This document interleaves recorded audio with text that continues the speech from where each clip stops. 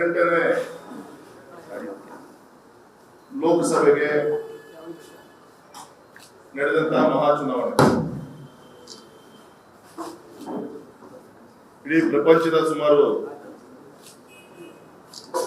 10% ಮತದಾರರು ಮತದಾನದಲ್ಲಿ ಭಾಗವಹಿಸಿ ಅತ್ಯಂತ ಶಾಂತಿಯುತವಾಗಿ ಈ ದೇಶದ ಮಹಾಚುನಾವಣೆಯನ್ನ ನೆರವೇರಿಸಿಕೊಟ್ಟು ಬಿಜೆಪಿ ಮತ್ತು ಎನ್ಡಿಎ ಮಿತ್ರಕೂಟ ಸುಮಾರು 293ಕ್ಕೂ ಹೆಚ್ಚು ಕ್ಷೇತ್ರಗಳಲ್ಲಿ ಜಯಶೀಲರಾಗಿ ಸಾಧನೆ ಮಾಡಿದೆ. ಸ್ವಾತಂತ್ರ್ಯ ನಂತರ ಕಾಂಗ್ರೆಸ್ ಇತರ ಒಂದು ಪಕ್ಷ ಸತತವಾಗಿ 3ನೇ ಬಾರಿಗೆ ಸರ್ಕಾರವನ್ನ ರಚನೆ ಮಾಡ್ತಾ ಇರೋದು ನಮ್ಮ ಎನ್ಡಿಎ ಒಕ್ಕೂಟ. ಇದಕ್ಕೆ ಬೆಂಬಲ ಕೊಟ್ಟಂತ ಸಮಸ್ತ ಮತದಾರ ಬಂಧುಗಳಿಗೆ ಪಕ್ಷದ ಪರವಾಗಿ ಹೃತ್ಪೂರ್ವಕವಾಗಿ ಕೃತಜ್ಞತೆಯನ್ನು ನಮ್ಮ ಮತದಾರರಿಗೆ ಸಲ್ಲಿಸ್ತಾ ಇದ್ದೀವಿ. ಎರಡನೇದು, ವಿಶೇಷವಾಗಿ ಕರ್ನಾಟಕದಲ್ಲಿ ನಮ್ಮ ನಿರೀಕ್ಷೆ ತಕ್ಕಂತೆ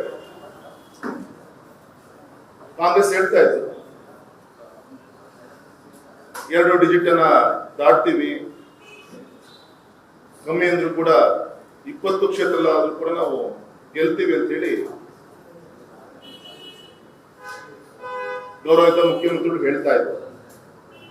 ಆ ಪಕ್ಷದ ಅಧ್ಯಕ್ಷರು ಹೇಳ್ತಾ ಇದ್ರು ಗ್ಯಾರಂಟಿ ಇತರೆ ಅಪಪ್ರಚಾರಗಳ ಮಧ್ಯದಲ್ಲಿ ಚುನಾವಣೆ ಮಾಡುವಂತ ಪ್ರಯತ್ನವನ್ನು ಮಾಡಿದ್ರು. ಇದರ ಮಿಗಿಲಾಗಿ ನಮ್ಮ ಎನ್ಡಿಎ, ಬಿಜೆಪಿ ಮತ್ತು ಜೆಡಿಎಸ್ ಒಟ್ಟಾಗಿ ಕರ್ನಾಟಕದಲ್ಲೂ ಕೂಡ 17 ಕ್ಷೇತ್ರಗಳಲ್ಲಿ ಬಿಜೆಪಿ, 2 ಕ್ಷೇತ್ರಗಳಲ್ಲಿ ಜೆಡಿಎಸ್ ಈ ರೀತಿ ಜನ ಬೆಂಬಲದೊಂದಿಗೆ ಸಾಧನೆಯನ್ನ ಮಾಡಿ ಕಾಂಗ್ರೆಸ್ನ ಒಂದು ಗೆಲ್ಲುವ ಒಂದು ಭ್ರಮೆಯಲ್ಲಿ ಏನಿದ್ರು ಕಾಂಗ್ರೆಸ್ ಪಕ್ಷಕ್ಕೆ ಮುಖಭಂಗ ಆಗಿದೆ ಅಂತೇಳಿ ನಾನು ಹೇಳಲಿಕ್ಕೆ ಇಚ್ಛೆ ಪಡ್ತೇನೆ. ಇವತ್ತು ರಾಜ್ಯದ ಪ್ರಜ್ಞಾವಂತ ಮತದಾರ ಬಂಧುಗಳು ಒಂದು ದೂರದೃಷ್ಟಿಯನ್ನ ಇಟ್ಕೊಂಡು ನರೇಂದ್ರ ಮೋದಿಜಿಯವರ ಒಂದು ನೇತೃತ್ವದಲ್ಲಿ ಈ ದೇಶವನ್ನ ಕಟ್ಟಬೇಕು ಅಂತೇಳಿ ಮತ್ತೊಮ್ಮೆ ನಮ್ಮ ಶಿವಮೊಗ್ಗ ಕ್ಷೇತ್ರದ ಮತದಾರ ಬಂಧುಗಳು ಕೂಡ ಬೆಂಬಲವನ್ನು ವ್ಯಕ್ತಪಡಿಸಿದ್ದಾರೆ. ವಿಶೇಷವಾಗಿ ಒಬ್ಬ ಶಿವಮೊಗ್ಗ ಕ್ಷೇತ್ರದ ಲೋಕಸಭಾ ಸದಸ್ಯನಾಗಿ ಗೆಲುವನ್ನ ನಮ್ಮ ಕ್ಷೇತ್ರದ ಮತದಾರ ಬಂಧುಗಳಿಗೆ, ದೇವದುರ್ಗವಂತ ನಮ್ಮ ಕಾರ್ಯಕರ್ತ ಬಂಧುಗಳಿಗೆ ಈ ಗೆಲುವನ್ನ ಸಮರ್ಪಣೆಯನ್ನ ಮಾಡಬೇಕು ಅಂತೇಳಿ ನನ್ನ ಹೃದಯಪೂರ್ವಕವಾದಂತ ಒಂದು ಮಾತಿದು. ಕಳೆದ 1 ವರ್ಷದಿಂದ ವಿಧಾನಸಭಾ ಚುನಾವಣೆ ನಂತರ ಸತತವಾಗಿ ಬೂತ್ ಮಟ್ಟದವರೆಗೂ ಕೂಡ ನಮ್ಮ ಪಕ್ಷ ಕೊಟ್ಟಂತ ಅನೇಕ ಕಾರ್ಯಕ್ರಮಗಳನ್ನ ನಮ್ಮ ಮತದಾರರಿಗೆ ಮುಟ್ಟಿಸುವಂತ ಒಂದು ಪ್ರಯತ್ನ ಇರ್ಬೋದು. ಮತ್ತೊಮ್ಮೆ ಮೋದಿ ಸರ್ಕಾರ ಬರಬೇಕು ಅಂತ ಹೇಳಿ ಆ ಘೋಷಣೆಯನ್ನ ಇಟ್ಕೊಂಡು ಒಂದು ಅಭಿವೃದ್ಧಿ ಹೊಂದಿದ ದೇಶ ಆಗ್ಬೇಕು, ಈ ದಿಕ್ಕಲ್ಲಿ ಎಲ್ಲ ರೀತಿಯಂತ ಒಂದು ಪ್ರಯತ್ನ ಮಾಡಿ ನಮ್ಮ ಕಾರ್ಯಕರ್ತರು ಶ್ರಮವನ್ನು ಪಟ್ಟಿದ್ದಾರೆ. ಅವರಿಗೂ ಕೂಡ ಈ ಸಂದರ್ಭದಲ್ಲಿ ಅಭಿನಂದನೆ ತಿಳಿಸ್ತಾ, ವಿಶೇಷವಾಗಿ ಈ ಸಂದರ್ಭದಲ್ಲಿ ಇಷ್ಟು ಮಾತ್ರ ಹೇಳ್ತೀನಿ, ಸನ್ಮಾನಿಸಿದ ನರೇಂದ್ರ ಮೋದಿಜಿಯವರು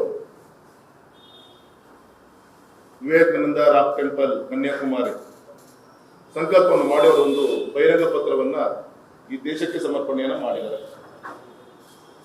ಅವರ ಅಪೇಕ್ಷೆ ತಕ್ಕಂತೆ ಭಾರತ ವಿಶ್ವಕ್ಕೆ ಮಾರ್ಗದರ್ಶನ ಮಾಡುವಂತ ಜಾಗದಲ್ಲಿ ನಿಲ್ಲಬೇಕು.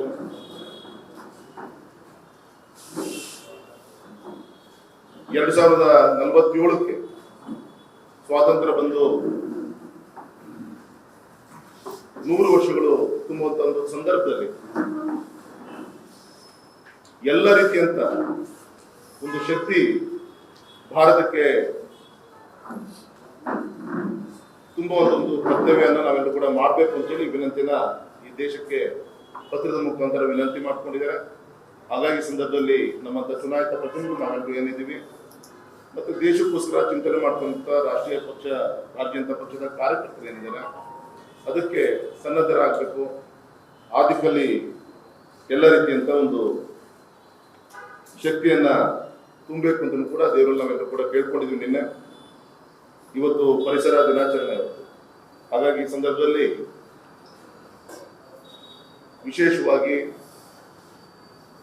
ಒಬ್ಬ ಚುನಾಯಿತ ಪ್ರತಿನಿಧಿಯ ಸಂಕಲ್ಪ ಮಾಡ್ತಾ ಇದ್ದೀನಿ, ಪರಿಸರವನ್ನು ಉಳಿಸ್ಕೊಂಡು ಕ್ಷೇತ್ರದ ಅಭಿವೃದ್ಧಿ ಕಾರ್ಯ ಆಗಬೇಕು.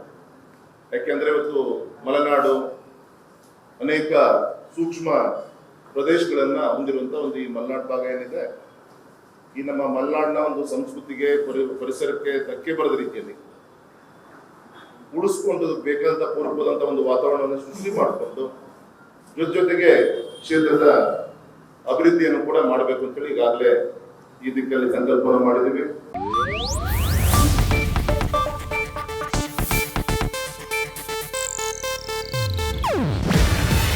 ಇದು ಏಷ್ಯಾನೆಟ್ ನ್ಯೂಸ್ ನೆಟ್ವರ್ಕ್ ಪ್ರಸ್ತುತಿ.